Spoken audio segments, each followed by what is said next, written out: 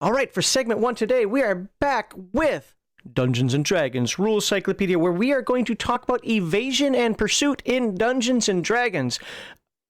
I don't exactly know what this means, because I'm not going to lie to you guys. I have not read these rules, and I very rarely in any role-playing game have really read rules that talk about evasion and pursuit. Maybe some car chases or something, but, I mean, depending on what these dive into, I've never really read rules that I can remember on evasion and pursuit in a fantasy setting. So this is going to be interesting for me. I know somebody out there right now is like, oh my God, you didn't read the book, I quit. Well, sometimes, I understand Dungeons & Dragons pretty well, and I personally would probably run it my own way instead of what the rules said. But we're here to give you the rules. So let's get that crap off the screen and show you the rules here and figure out what page we got to start on. So combat and counter invasion. I guess it starts there. Because we did movement last week, yeah. Exploration and game turn. Does that look like where we're starting? Because we didn't talk about wandering monsters last week, did we? No. Encounters, surprise encounter. Yeah, I hope this is the right place we're supposed to be. By ship, aerial travel. I know we covered this. Yes. Yeah, okay. So yeah, we're in the right spot. Good. Prepare. Preparing's for suckers. All right, an encounter occurs when a player character or PC party meets a person, group, or monster that is not a member of his party. An encounter can result in combat between the two sides, conversation, cooperation, a chase, or similar event. Evasion is what happens when an encounter occurs and one side wants to escape the other. Oh my God, you smell, I gotta get out of here. And that side turns and runs. In this chapter, forget. All right, exploration and the game turn. When characters are exploring a specific area, such as a dungeon, moving through heavily patrolled territory, or traveling through a heavily populated zone, the DM measures time in turns. And if you remember, that's 10 minutes. Each game turn follows the following pattern. Wandering monsters. You sure we didn't talk about this last week? I think we did. Yeah, this is very familiar. I think we've talked about this already. Or is it repeated? That'd be funny. I got to check. It might be repeated, which, to be fair, is not something I'm against. Character movement rates, 1 round, 1 turn, distance indoors. Yeah, I don't know. Skills, no. I'll laugh if we're actually doing this. Hold on. Travel and days, surprise. Did we talk about surprise? We did talk about surprise. We did. Yeah, because we looked at that picture. I know we looked at that picture. Yep, all right, so we're okay. We talked about wandering monsters and we definitely talked about that. Yeah, I'm starting at the wrong spot. Right there, encounters and evasion. Yeah, I want to make sure that. Yeah, that table. Yeah, this is okay. This is where we start. Matter of fact, now that I'm looking at it, it actually looks familiar to me. There you go. All right, you want us to start over? Start the video over? Nah. Anybody who's watched our stuff knows that we do this as a live stream and we're not professionals. If you don't like it, complain about it in comments and I'll still ignore it. All right, so evasion and pursuit. Or timestamp it for however many minutes in this is, which I don't know. So, when two groups encounter one another, one or both sides may decide to evade the other, or one group may decide to pursue the evading group. This means that as soon as the groups spot one another, the evading group turns and runs, trying to get out of the pursuer's sight. Time is measured in rounds for as long as the chase occurs, and that makes sense. Remember, a round is 10 seconds, a turn is 10 minutes. The side running away is evading, and the other chasing is in pursuit. Why do I picture like sirens, like little people running with little sirens on their hats like an old cartoon? The evasion checklist on page 99 gives a step-by-step procedure for handling evasion and pursuit. Where's 99? That's 98. Oh, God. It's another one of those tables. Okay, so we'll look at that in a little bit. The terms used in the evasion checklist are defined. Okay, so contact. Contact occurs when two parties encounter one another. That makes sense. What'd you do? You made contact. I get it. When the encounter occurs, the DM determines the encounter distance and the party's relative states of surprise. And if you remember what we talked about last week that we almost wanted to duplicate again today, you can roll for that and watch the previous video. And it is possible that you see them and they don't see you. Yeah. You have contact, but they don't. It's possible. In an encounter, if one group surprises another, it may automatically evade the surprised group. We kind of talked about that a little bit last week. I know that. So if you meet somebody and you're like, nope, don't want to deal with that, and he's still looking over here like da-da-da-da-da-da, you can just, either back up or go around the corner. You don't see me, you don't see me, you don't see me, and get away. What are all these things? City encounters. Oh my god, that's a lot of encounters you can have in a city. Where are we? By turning away and moving off the direction at running speed for 1 round. I don't know. I think if you're running in heavy armor, you might just cause the encounter. Yeah, you might cause attention. I mean, I don't know. No, I don't like that.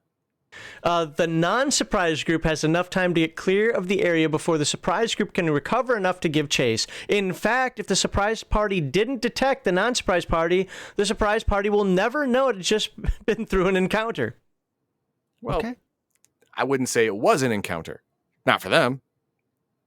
Half encounter? I mean, I don't think that's a term we use, though, so. They've been spotted, I guess, but that's about it. If neither party in an encounter was surprised and one party took off in an attempt to evade, the other party must now decide whether to pursue. I don't know. I'm lazy, man. Just let them go. But they're going to kill our king. You know what? They got this far. Just let them. There'll be a new king. Be fine. The player characters decide for their own reasons whether to give chase. Monsters and NPCs make a morale check described in the next chapter. Didn't we talk about that in the last one? Well, yeah, a morale check is fine for a random encounter, or if the game master doesn't know what kind of animal it is. Like, if it's a prey animal, no, they're not going to pursue you. They're not. But if it's a predator and you run, that's like, please pursue me. So, I mean, a lot of that is all conditional also, but even if you're running across monsters and so forth, I mean, I like the morale check. I'm not saying you always should use it 100% of the time. You can never use your own discretion. I like it because, I think the orc's going to attack. What if it doesn't want to? So let's give a +6 to this roll or some crap like this. So the odds of it attacking are pretty high, but there's a chance that it doesn't. Oh, crap, it didn't attack. It's just like, you know what? I'm already thugged out today. I don't need to club you anymore. So I can see a lot of uses for the morale check. I generally like it, but I'm with Heathen Dog in regard to if you already have something in mind of what you want to have happen, you're the freaking game master. Just decide. Just do it. If the NPC group contains different types of monsters, use the morale check of the monster that leads the group, because he's just going to kick the other monsters in front and make them go do the thing anyway. Right. That hobgoblin's just going to grab the goblin and chuck him and say, "Up, encounter." If the monster's NPCs successfully make the morale check, is that a thing? I thought it was just gradings of. I guess they're saying. I see what it's saying. Flee is a failure. We haven't seen the chart yet, so. I thought we looked at it last week. It described in the next chapter. No. Yeah, but I thought we fast forwarded. I could be wrong. I thought we looked at it last week, though. Anyway, if they fail, the monsters NPCs successfully make the morale check, they give chase. If they fail, they let the PCs go and do not pursue. Maybe I'm thinking the reaction table. I could have sworn that we looked at it last week, though. If neither group was surprised, or if both were surprised, and one group wishes to try evasion, the DM rolls on the evasion table, which looks like it's the next thing. Yeah, evasion check. Well, that's checklist, not table. Never mind. Find the size of the party and compare it to the number of creatures encountered. This gives the percentage chance that the evasion will be successful. Large party breaks up into small parties. Roll for each small party separately. Don't separate separate the party. Yeah. Have you ever watched a horror movie? No. You don't split up. You stupid. Stop it. This is why I like to make, I wouldn't call them traps, but decision points where you kind of have to split the party. One person has to go, it's like that whole thing of like pull the levers at the same time, but one's on that side of the city and that's on the other side of the city. Darn. Oh, well, this city's fucked. I'm gone. That could happen too. Where are we? Example, PC party of 8 characters runs into a scouting party of 12 orcs. Compare the party size 5 to 12 entry to the number of monsters encountered 9+ line. Guess we're going to have to look at that pretty soon. The PCs have a 70% chance to evade the orcs. All right, let's, here's the evasion table right here. So 70% chance. So what was the party size? 5 to 12? Yep. Okay. and 9 plus, so your party size is 5 to 12. Number of monsters encountered 9 plus, 70% chance to evade. That's the best chance. No, I'm sorry. There's one that's 90. Yeah, if party size is 1 to 4, and there are 4 plus of them. The party roll 70% chance. That's interesting. So, The larger the amount of possible enemies, the easier it is to evade. Yeah. I would think it would be the opposite. Maybe because they're conversing with each other, not paying attention. I don't know. That's what I was saying. That's what I was looking at too. Like something seemed backward about that. 70% chance to evade the orcs if there are 9 of them, but only a 35% chance to evade the orcs if there's 1 to 3. Maybe these guys are just more attentive. Or the book is saying, hey, smaller groups move faster. Maybe. Maybe they'll discuss it here at some point. Okay. Else, that's the chart. I mean, that's what people do. The DM may adjust evasion chances for terrain, difference in speed, and other factors as noted in the evasion table. For example, woods might add a 25% chance to evade the monsters. Okay, that makes sense. If monsters are familiar with the area, they may be able to evade pursuers by rapidly turning corners, closing doors behind them, and so forth. So, okay, there you go. Home field advantage. Yeah, exactly. You know, the orcs are inside their own dungeon. They've probably been hanging out there for a while. All right, important note. Regardless of the number of evasion penalties, the evading group always has at least a 5% chance to evade. Well, good luck. If the first evasion attempt was unsuccessful, the chase is on. Cue the chase music. The first thing that went in my head is the Benny Hill music. Oh, no, that isn't the right one. Yakety, I forget, the yakety sax or whatever it's called. Whatever it is. Movement is carried out at running speed, and time is measured in rounds. As though this were combat, each side rolls initiative once per round, with the 2 sides taking movement in initiative order. The chase will continue until one of the following events occurs. The pursuers decide to give up the chase. Whew, I'm tired. They ran too far. They ran 3 squares. I'm out. That's 30 feet. I can't do that. PCs decide whether or not to keep chasing for their own reasons. Monsters and NPCs, on the other hand, make a new morale check every 5 rounds. 5 rounds, that's 50 seconds. Weird number, but okay. I guess 5 is a pretty basic number. But so every 50 seconds to make a check, with failure indicating that they've given up the chase. Screw those guys. The pursuers catch up to the evaders. This can happen for one of a number of reasons. If the pursuers end one round having caught up to their evaders, and then win initiative the next round, they can attack. So, in one round, no matter who wins initiative, at the end of that round, you've either met or you haven't met.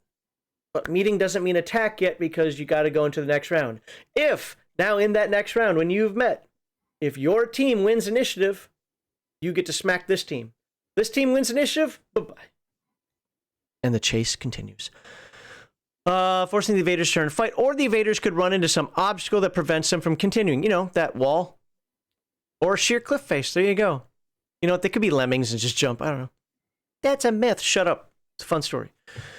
In these situations, combat usually results, though the evaders might choose to surrender instead.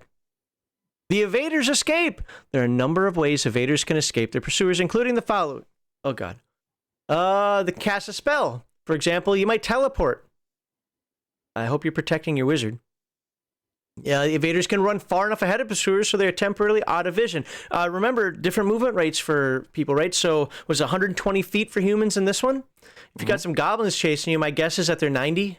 Might be 60, but I think they're 90. Eventually, you're just going to get away.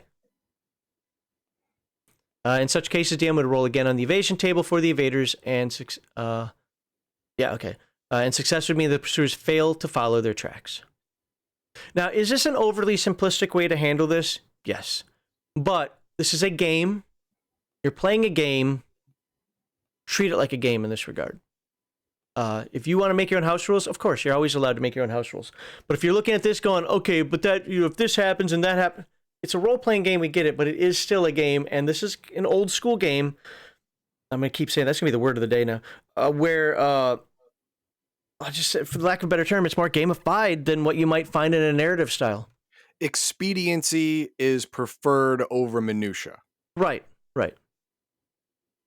So, all right. Evaders can drop goods that the monsters may want, like Reese's Pieces. If you're being chased by thieves and you throw down your money, if you're still being chased, they're not thieves, they're murderers. Right? Is it the rust monster that's the easy way to get away from? You just drop a couple of metal items and run, or am I thinking the carrion crawler or something? They will stop. Yeah. So, yeah, I mean, and this is something that, let me tell you the Bruce Lombardo story that I just love. I love this story. You guys have probably heard this a lot, but Bruce was running his game, and Bruce runs his games much more in a skirmish or adventure game format. But his party found a portal. What do you do if you're a party and you find a portal? Mysterious portal, just kind of hanging out. Did I expect it? I don't remember, but I think no. No, then I'm not touching that. All right, well, half the party went through, half the party said, you're stupid. Okay? Well, the half the party that went through on the other side, there was a blue dragon there. He's like, oh, welcome. You can drop your stuff and leave, or it's on. And party being, or that half of the party being what that half of the party wanted to do, made new characters. Yeah, because they refused to drop their stuff. It's okay. Drop the stuff and live. Mm-hmm. Yeah. But you can get more stuff. Yeah, you can't get more you. No. Especially when that resurrection spell won't work because you're ashes. Or whatever blue dragons do. Or you are dead in a location that the other people don't even know where you are. Yeah, and they're not following you, especially if you don't come back. Yeah, right? They didn't think it was a good idea in the first place, and then it's been like 15 minutes and you're still not back. I'm going home. Right? Like, I got to tell his wife something. I don't want to say he died because he was dumb, but I will, just more flowery maybe. I'll church it up. But yeah, he died because of stupidity. Chronic. Hungry monster might want meat rations, for example, while a vampire might be more content with magical treasures. I kind of read that sentence with the wrong inflection, but you got it.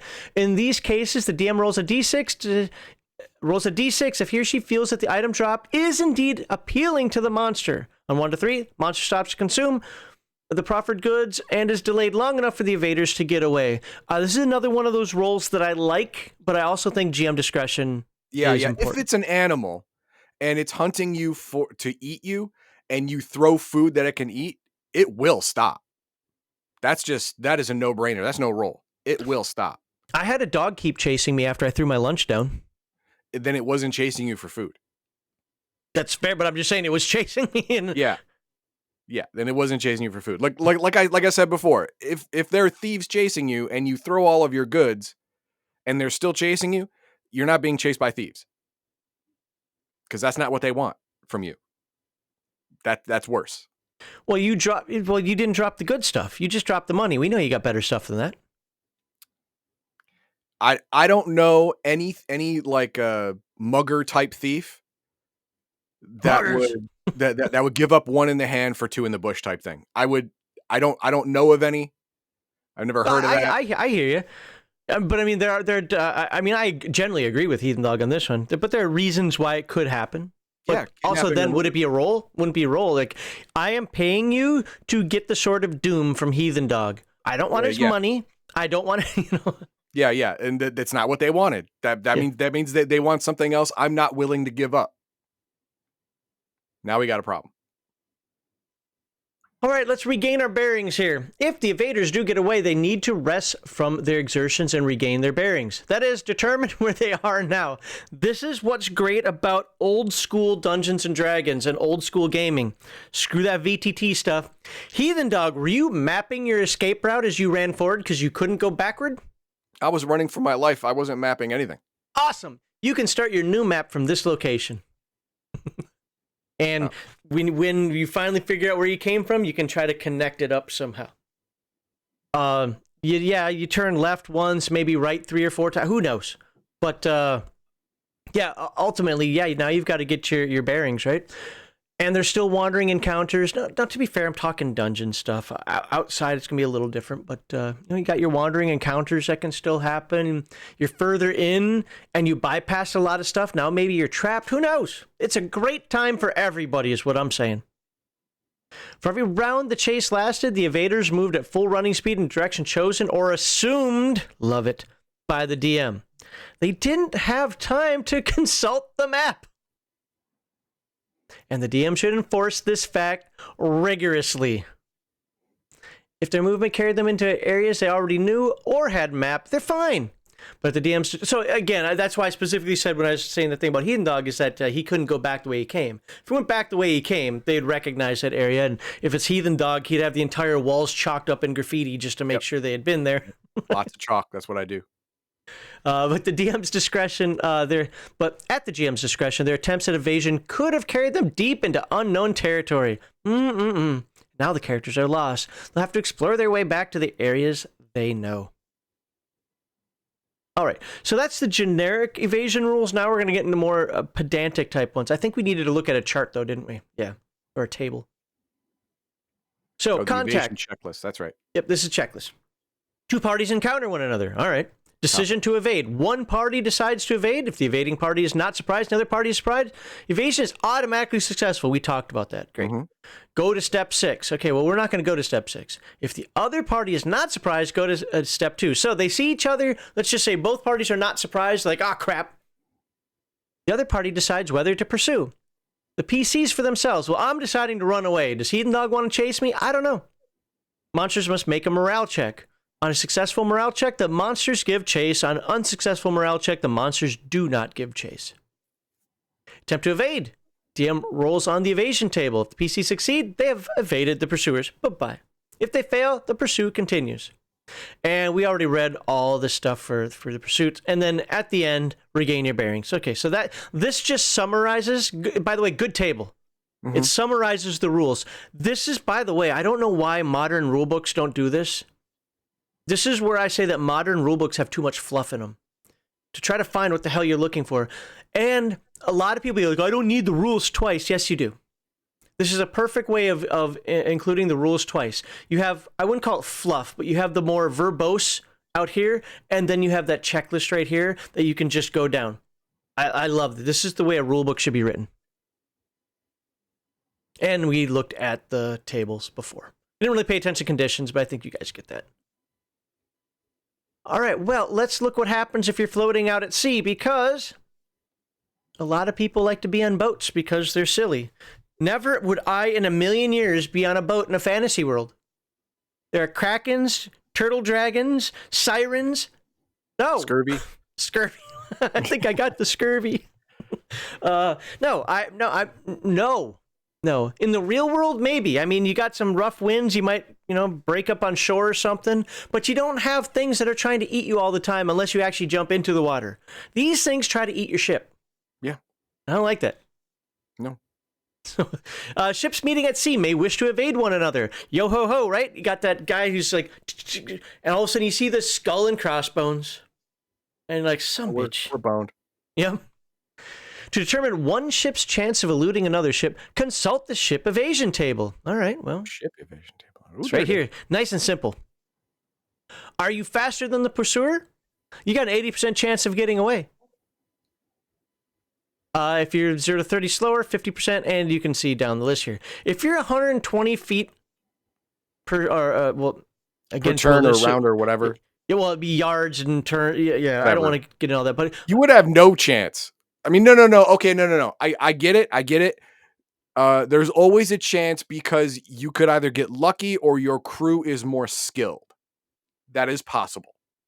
And with boat encounters, you encounter people from a much greater distance than in a forest or a dungeon. So skill would have an effect. Not a great effect against raw speed, but an effect. I get it. Yeah, I mean, again, if we want to be really pedantic, there's some other things you can take into consideration. The maneuverability of the ship. I don't know if Basic uses maneuverability class like 2nd edition AD&D does, but you could start adding all that together. This is up to the Game Master. This is just a nice, really simple solution. There's always a chance to get away.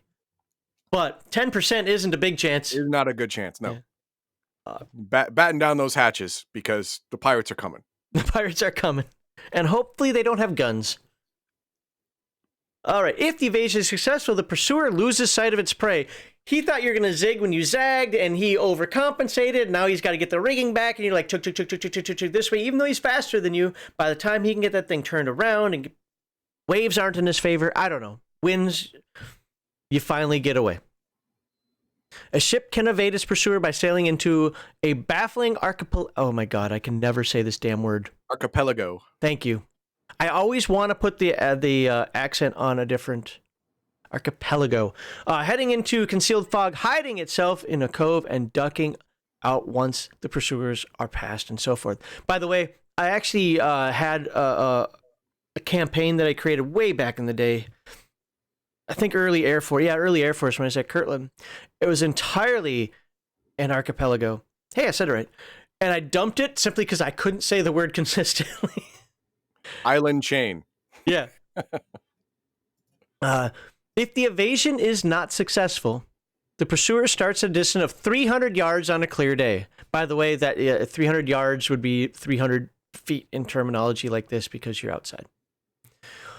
The pursuing ship closes in. If the pursuer's speed, okay, it's detailing what that chart's saying. Yeah, now. it's detailing the chart. Now, okay, everyone is going to say the same thing. And you're right. You can see a ship for miles on the open water. Miles. Especially if you're both in like cargo size or pirate ships or whatever. It's a bigger ship. You can see that from a damn long way. Much further than 300 yards. Much further. But let that go. This is a game. Trying to make it more simple. So here we are. Well, I left this on the screen here because there are other things to consider as well, and I'll let you guys read this on your own. But it talks about if you're using skills, how you can adjust this. But another thing to consider is, do you have a looking glass? I mean, I'm not going to say Heathen Dog was wrong even without it. But yeah, 300 yards, a medium-sized ship, I can see from much further than that with my eyes. Yeah. Well, no, absolutely. I absolutely agree with this. But you can see it even further with the looking glass, right? Oh, sure. The idea of this is that's where the actual pursuit starts. That's when you have to do the round-by-round pursuit. Up until then, it's more narrative, I guess, for lack of a better term. It's just at 300 yards, it's like, okay, now you're at it. There's no chance that you're going to get away or that you're going to catch up without following the process. Okay. All right, balancing encounters. It says optional. Okay, good. I'm skipping that option. Yeah. Balancing encounters. Whatever. I don't even like the concept of balancing encounters. I hate games that are like, oh, about balance. Like, was it 3rd edition? Does that whole challenge rating thing? It's stupid. Oh, balancing encounter checklist. Nope. Is there one? That's what we're looking at now. Okay, how about this? That's the only thing we'll look at because it's not going to explain anything. Determine the total party level, okay? Determine the individual adjusted hit dice of the monsters. Determine the type of challenge faced. Got it. Look, whether you do wandering encounters and it's all random or you make your own, do what you think. You're the dungeon master. Yeah. Do what you think will be fun for the party. Challenge. Your job as a dungeon master is to challenge the party. Not necessarily TPK them and not just let them wipe everything out unless there's a meaningful purpose for that. Yeah. If you rolled randomly 5 black dragons, you probably can't roll randomly 5 black dragons, but let's say you could and you did. Well, all you have to do as a game master is set it at max distance and let the players decide whether they want to, run away or not. Right. If they're dumb, then they'll go, oh, it's black dragons. Let's go kill them. I mean, if those black dragons are sitting there playing poker or something, I don't know. Yeah, then, let them be. Let them be. But if the players want to die, don't stop them. To be fair, I'm glad this is in the book for the purposes of this. You as the game master, I'm going to use the word because they're using it here. I'd prefer a different one, but you want to make the challenge balanced or somehow equal-ish within the range of what the party can do. I'm glad this is here, especially for newer game masters. So just know that it's in the book. Me personally, I never pay attention to balance. I pay attention to challenge. That's just it. And it seems like all of this is so far under balancing. Yeah, it is. Keep going. Extremely dangerous, risky, major, good fight. Reversing the process, so unbalancing it? Oh, there are many good reasons for modifying existing details, often called winging it. There we go. If the party is critically injured, the DM might want to avoid killing the characters. What? No. Look, always leave an out. Yes. There you go. That's all you have to do. If the party is injured, they just had a big fight, you rolled a random encounter, and you're like, crap. Normally, they would be able to handle this with some or moderate difficulty, but in their current state, they'll probably get owned. Leave them an out. Let them decide to not take this fight. Yeah. And if they decide, no, we can take this fight, then, dude, you're not killing them. They're killing themselves. Right. Yeah, also, not everything hunts to the death. You know, No. wild animals don't like to be injured. So if you put up a fight and you run away, it probably is going to let you, unless it's starving or something, or it's protecting its cubs or some crap like that. It's Well, probably if going you're to let you running go. away, then that's protecting it. Then you're not endangering the cubs anymore. Unless you're running toward its den. Mm. And then, well, that's just bad luck. I don't know what to tell you. Yeah. But a lot of you cut the head off a hydra, it might not be so apt to chase you. Yeah.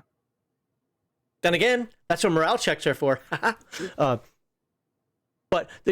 Wrong one. But the DM can use his own judgment on a lot of that as well. All right, we're going to leave it there. There's actually a pretty big section on balancing encounters. Again, if that's important to you, I think it is worth the read.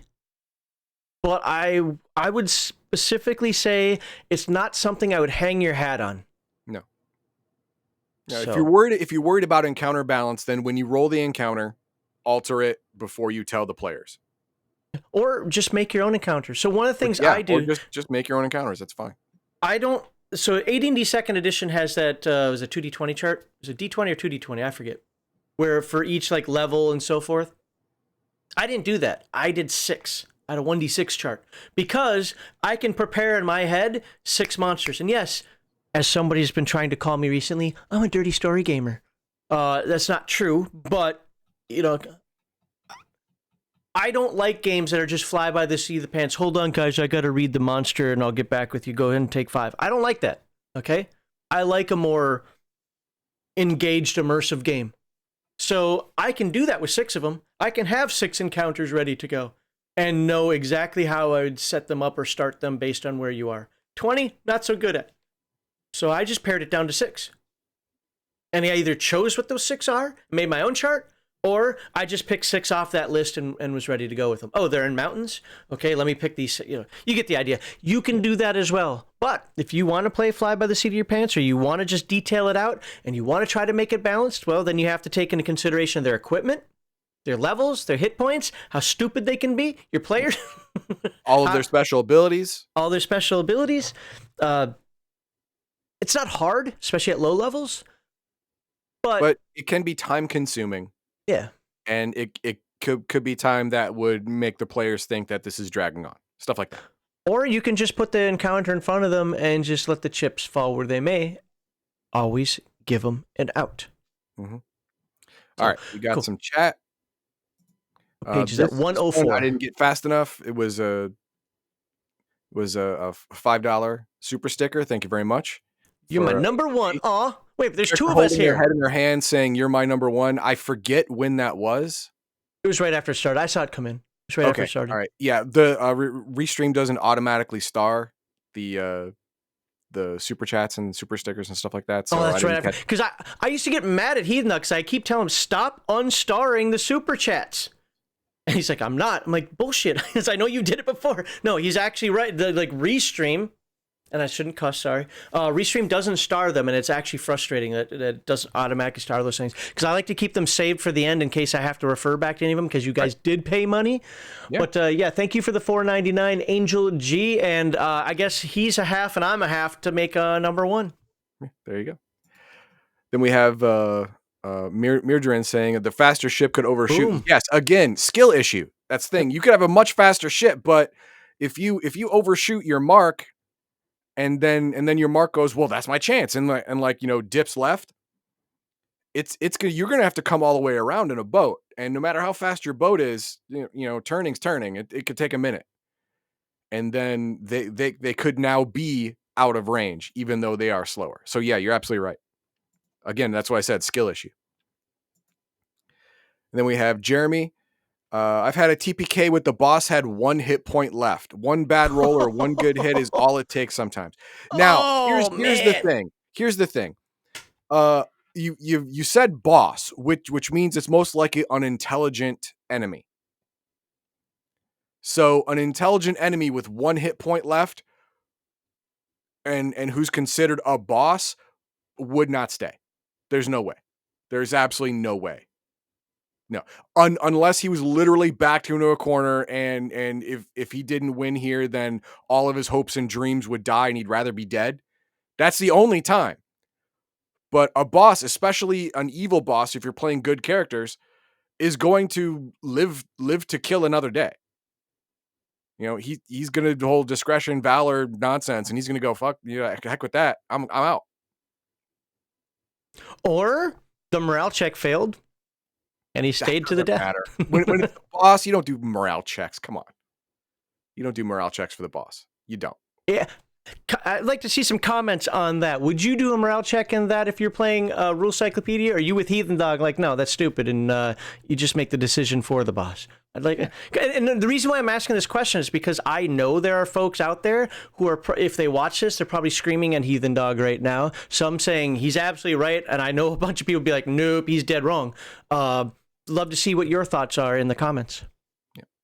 And then we have a generic question right here. We have Beat Magnet saying, you guys require players to make characters in front of you. Yes, we do.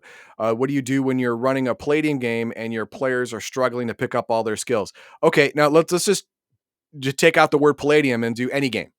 Doesn't really matter.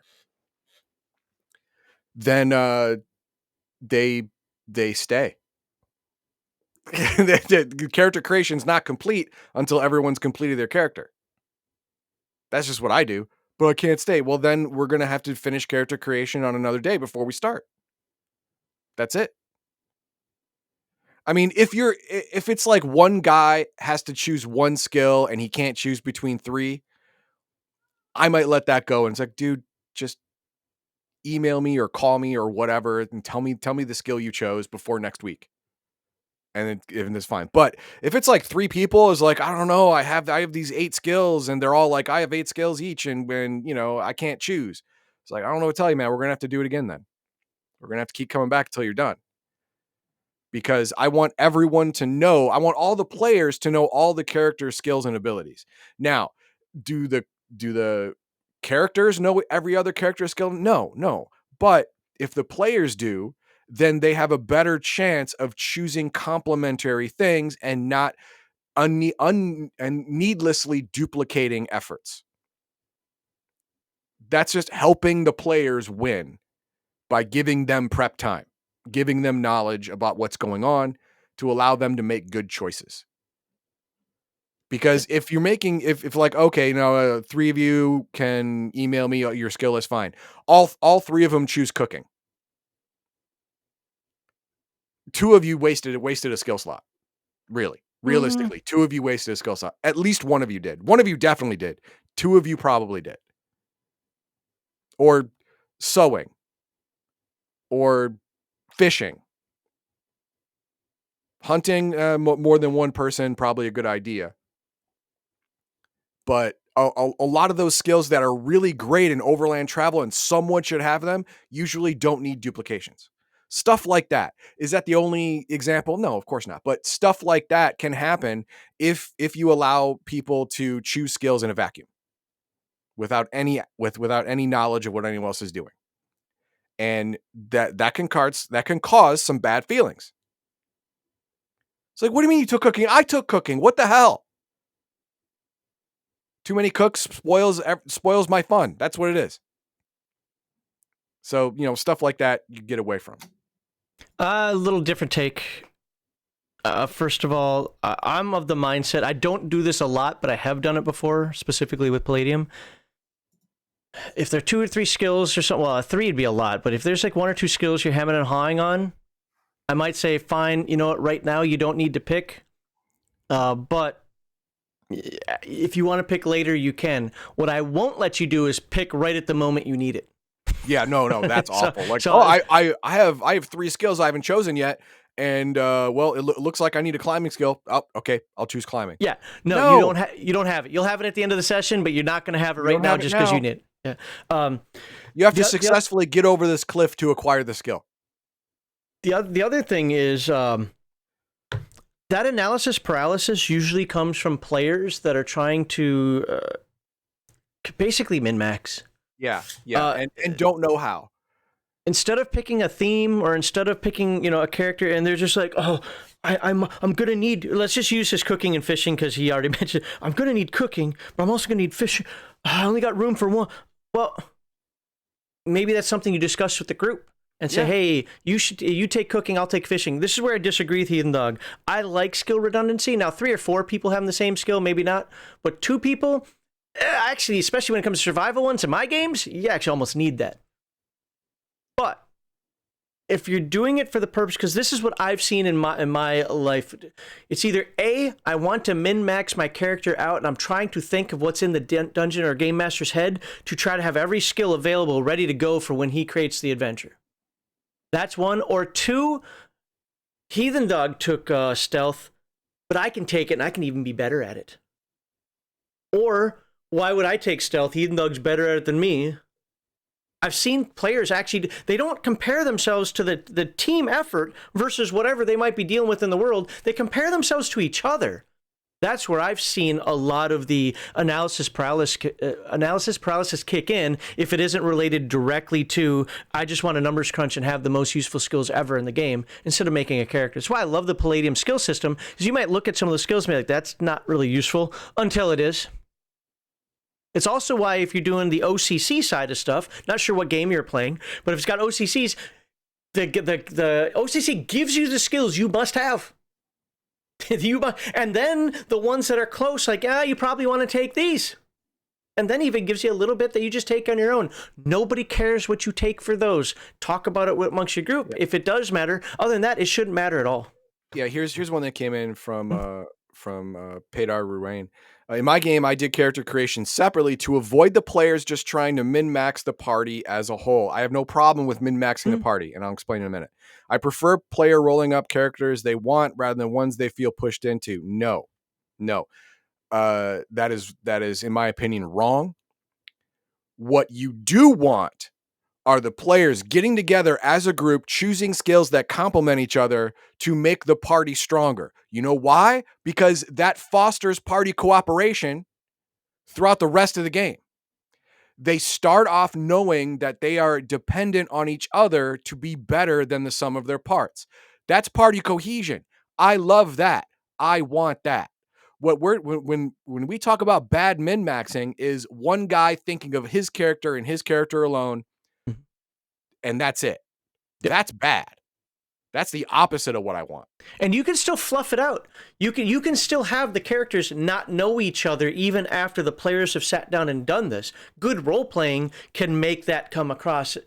A good role player will still be able to role play the idea that, I was a lone wolf or I wasn't part of this group or whatever before, but we've got to come together for what the A team, right? Well, I guess they were a group technically back in Vietnam, but the idea is that they come together through the role playing, but they've already built characters that makes it easier for them to come together because they complement each other.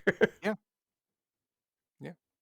I used to do the whole make characters, just come in with your character, or I'll watch you make your character, but I don't care when you do it. No, I'm with Heathen Dog 100% on this one. We're going to be sitting at the table or virtual table, whatever, and we're all going to make the characters together. Now, you said that you didn't want to push somebody into a particular OCC or role or whatever. I'm okay with that. I don't know how much he is. I'm okay with that. Just understand that when you make yourself a one-trick pony, you're going to be really awesome there. I can't see on my screen. Really awesome there. But when you come over to this side, you're going to be useless.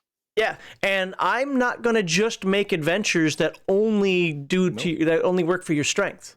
No. I'm going to make adventures that make the world feel alive. So, does that make sense? Yes. What does that mean? Characters are not always in a group. If only one character is cooking, but they're stuck in a trap, and other characters need to cook for. That is an emergency Okay. situation, Yeah. and I get it, but the people who are stuck in a trap, they're not cooking anyway. They're just getting out of the trap. They're trying to figure out a way out. They're not taking time to cook. They better have some jerky on them. So, Kevin, what I would say, I think you're going to like my game when it comes out. This is one of the things I think the game Earth Dawn tried to cover with its half magic. What essentially half magic is, even though I know some people really read this, so specifically what you can do is to say, okay, you're a ranger. Let's use your example. You're a ranger. Just by being exposed to the lifestyle of a ranger, because it isn't something that you pick up like, you know what, I got to prove my application went in and they approved me for ranger class and now I'm a ranger. No, you live this lifestyle. For years, you were trained in the wilderness. Yes. You were hunting since you were 10. You know, you were setting traps. You were land navigating. You were doing all those things during your training as a ranger. After your years of training, you are now a level 1 ranger. You are assumed to be able to do ranger stuff. Exactly. And that's what the half magic. So if you don't have a talent that already gives you like the magical embodiment of that, you still have this half magic thing, which whether you have a skill or a talent or whatever in any of this, you still can do this rangery stuff. Yes. And I really like that concept. Yes. If you are a ranger, and the definition of a ranger is you know, someone who lives in the woods, in the forest, in the plains, and that's where they survive, then guess what? They have the ability to survive there. They have the ability to navigate over land. They have the ability to hunt. They have the ability to fish. They have the ability to cook. All that stuff I will give if the game doesn't do it for you. Like he was saying, Earth Dawn does that for you, you know, with the half magic, but a ranger or a wilderness scout or whatever is going to be able to survive in the wilderness by themselves. You know, they'll be able to make a hut or a sleeping area that's safe and dry. They will be able to find food and water and all that stuff in a normal wilderness environment. That's just it may not be in the rules, but it's so much in the realm of absolute common sense that have to. Can you put up Kevin's this is going to be the last comment we cover for this segment, then we're going to go into the next one, but this is a perfect example. Now imagine that you didn't just do these things as like a pastime, but they were the embodiment of your life. Think about it like the example I always used was like a Tibetan monk. They live that monastic lifestyle, and that's all they know, right? They know how to carry those buckets of water. They know how to do their flips and turns and muscle hardening and so on and so forth. Imagine if you weren't just a Boy Scout, but you lived that lifestyle 24/7. The Marine Corps cadet, I don't know what the cadets do, so I won't get into that, but soldier, you weren't just in the Army. And I know the Army say we do that 24/7, but no. You were fixated. I can't even think of an example right now off the top of my head. You were Rambo. Okay, like even afterwards, you still had all those survival instincts just built in. I'm talking the first movie, not the other ones. And then Scoutmaster, again, that goes back to the beginning, from Boy Scout to Scoutmaster, kind of a little full circle thing there, right? You're just living this lifestyle. You don't even know what a house is because you've just lived in so many lean-tos and so forth outside. I'm exaggerating a little bit for effect, but you get the idea. Then yes, you would have all that was your literal lifestyle, because that's what the disciplines are in Earth Dawn. Why would you? Yes, there is I think in first edition's Wilderness Survival, I forget what it is in fourth edition. Either way, there's a talent for that, which gives you magical bonuses for it. You're like the God's gift to wilderness survival, basically. Yeah. For that. But let's just say you didn't have that, as Heathen Dog was saying. You would always be able to fall on your half magic, because your half magic is like you've been exposed to this enough in your life that you just intuit how to do it. Now, half magic rolls are less. It's not as good as having a skill or a talent, but it's still there. And after you hit like fourth, fifth circle, basically it's equivalent, like, fifth level, you're going to make the roll. Because the rolls don't get harder just because you went up in circle. And outside of Earth Dawn, if your background for your D&D character is, I grew up in a fishing village, my father was a fisherman, his father was a fisherman, I grew up there. I left when I was 15. Guess what you can do? Fish. You can fish. Absolutely. That was your entire life, fishing. But you wanted to get away from that. Cool. You got away from that, learned how to be a warrior at the training academy for the kingdom or whatever. But guess what you did for the first 15 years of your damn life? You fished. You dealt with fish all the time. Getting it, cleaning it, cooking it, selling it, buying it. Fish. You can fish. All right, we got another one to do here, so let's finish up. Really appreciate the comments. Please like, subscribe, and share.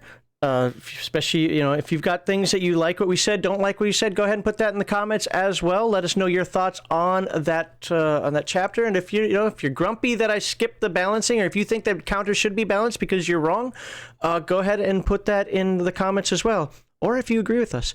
Ultimately, I just want to say it one more time. I'm glad that page or so is in there. I think it's important that it's in there, but it's not something that I would focus on. And with that, look forward to seeing you next time.